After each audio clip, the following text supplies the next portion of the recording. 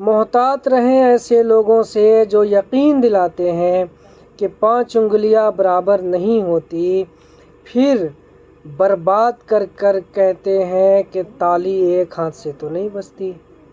زندگی میں لوگوں کا آنا بھی ایک مقصد ہوتا ہے۔ کچھ آپ کو آزمائیں گے، کچھ آپ کو سکھائیں گے، کچھ آپ کا استعمال بھی کریں گے اور کچھ آپ کو جینے کا صحیح مطلب بھی بتائیں گے۔ اس دنیا میں سب سے اکیلا انسان وہ ہے جو رات کے کسی پہر اپنی تکلیف سے ہار جاتا ہے۔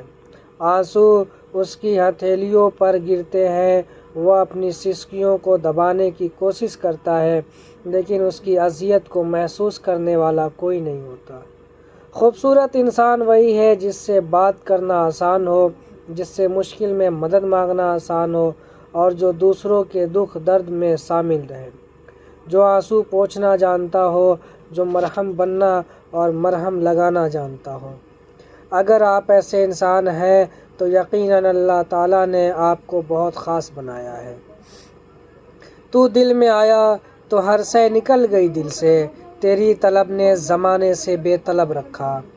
میں نے محبت کو بڑی فرصت سے اور تفصیل سے سوچا، سمجھا، پرکھا، جانچا، ناپا، تولا، خریدا، کھنگالا، گہرائی میں جا کے محسوس کیا تو یہ جانا کہ محبت صرف بھروسہ پر کھڑی یقین کی اونچی سی دیوار پر بنا ایک چھوٹا سا پنجرا ہے، جس میں قید پنچھی دائیں نہ بائیں دیکھتا ہے، آگے نہ پیچھے دیکھتا ہے، یہاں نہ وہاں دیکھتا ہے، صرف اور صرف اونچا آسمان دیکھتا ہے اور اپنی قدموں تلے سارا جہاں دیکھتا ہے۔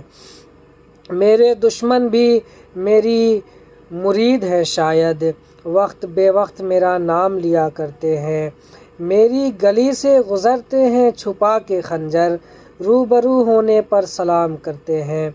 غلط کہتے ہیں لوگ کہ وقت کے ساتھ ساتھ سب گھاؤ بھر جاتے ہیں۔ حقیقت تو یہ ہے کہ وقت کے ساتھ ساتھ گھاؤ گہرے ہوتے ہیں۔ وقت گزرنے کے ساتھ ہمیں زندگی کی اور زیادہ سمجھ آنے لگتی ہے، اور جب زندگی اپنا آپ سمجھانے لگے تو انسان کو ہر وہ زخم بار بار اپنی یاد دلاتا ہے جو اسے تب دیا گیا جب اسے زندگی کا مطلب بھی پتہ نہیں تھا۔ پھر سمجھ آ جاتا ہے کہ ہم کتنے عام انسان ہیں جو خود کے لیے بھی خاص نہیں ہو سکے۔ زندگی کا سفر ایاک نعبد و ایاک نستعین سے شروع ہوا، ان اللہ مع الصابرین سے ہوتا ہوا انا للہ و انا الیہ راجعون پر ختم ہوا۔